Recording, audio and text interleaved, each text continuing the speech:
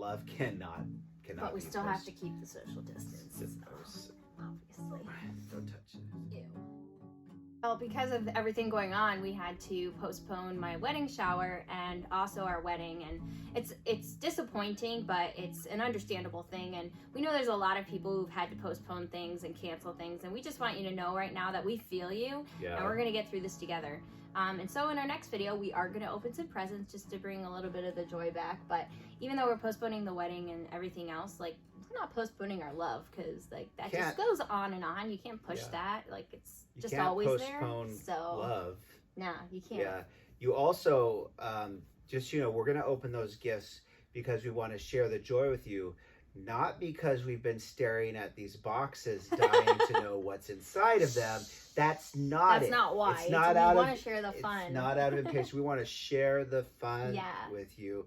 And so that's... So if anyone wants to send us more presents, I'm just kidding. I mean, now would be the time to send... If you see this video, you'd be like, oh man, I want to get that in the mail. Because I want them to probably send us like some really fun things that we're going to open on really camera. Fun ones. Actually, that should be a contest. Nothing inappropriate, though. Send inappropriate things, and then I'll have to fuzz it out. Like, I'll have to figure, oh man, just put like a censored thing across it. Yeah, and it'll be like a toaster. But it's like, who sent us this inappropriate toaster, right? That would be hilarious, actually. So I like that. So I'm sure there are tons of things we could talk about today. Always. Yeah. Did you have anything you wanted to talk about? I saw a really cool video today, and I wanted to tell you about it. Okay. But do you have things you want to talk about? Well, I always have things I want to talk about. And I always have things I want to talk about, but this video is about like the 10 like most dangerous pets that people have. Oh, okay. Tell me about that. This is not related to this is not related to Tiger King or whatever. No. Actually, Tiger wasn't even on the list. Bobcat and lion was number 1. There are people who keep lions. It's illegal. And the last guy who did it, he got mauled to death. Because obviously that's gonna happen. But number 10 was wolves. But did you know, have you ever heard of the slow Lori? No. Because that is the cutest animal, which is why people want it. It's part of the primate family, but it's extremely poisonous. And if it feels threatened, it secretes poison underneath its arms, and it sucks it out of its armpit, and then it bites you with the poison, and then you die. But it's like the cutest animal ever, so I can see why people want it, but also like, you're gonna get poisoned and die, so... just to be clear, I do secrete toxins. It's toxins from my armpits, but they're not from. I don't. You don't suck them. You don't suck them out. I don't. What I do is I dip arrows in it. Yeah. And then I shoot the arrows, and that's how I get you. Yeah. Yeah. So and I'm trying to think of there were some lizards that there's some people who think they're getting bearded dragons, but then they get the crocodile monitor lizards, which they start out really small, but they can grow up to like 40 feet, and they also have poison, and they also will tear your arm off. So that's I would never have a bearded lizard, because once again, I don't want to spend the money on the razor blades.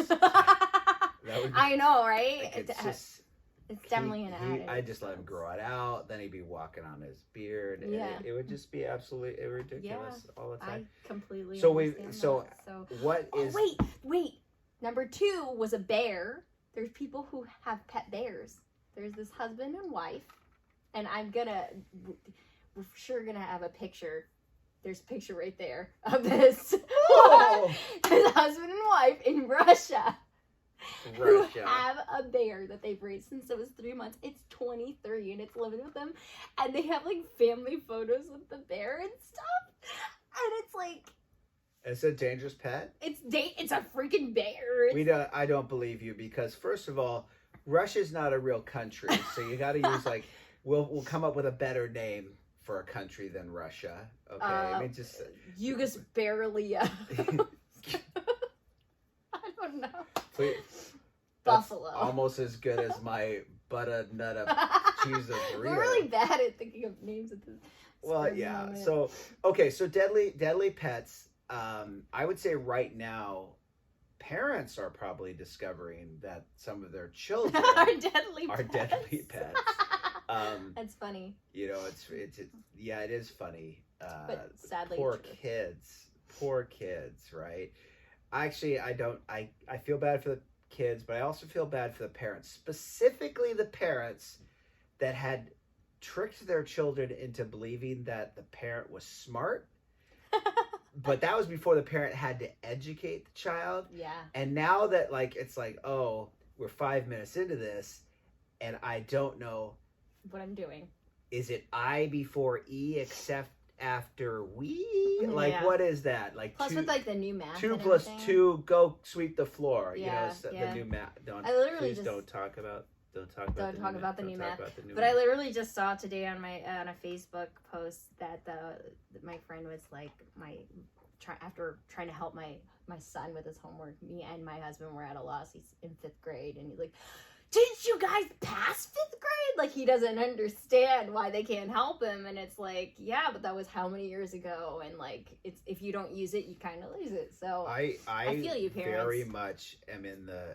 very much in the camp that as a parent, you have the right to tell your child the teacher is teaching you wrong.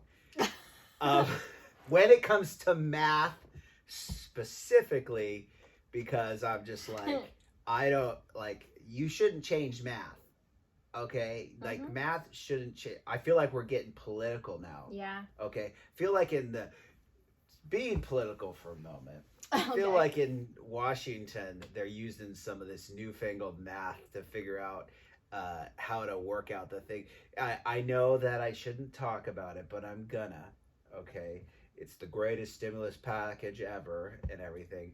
But when you look at a stimulus package, I promise we won't get too political, $2 trillion. Okay? There's only, 900 million people in America? So you're telling me you could have given each of us $1 million and it would have been way cheaper? But then nobody would want to work, right? And then they're like, oh, people, this or that.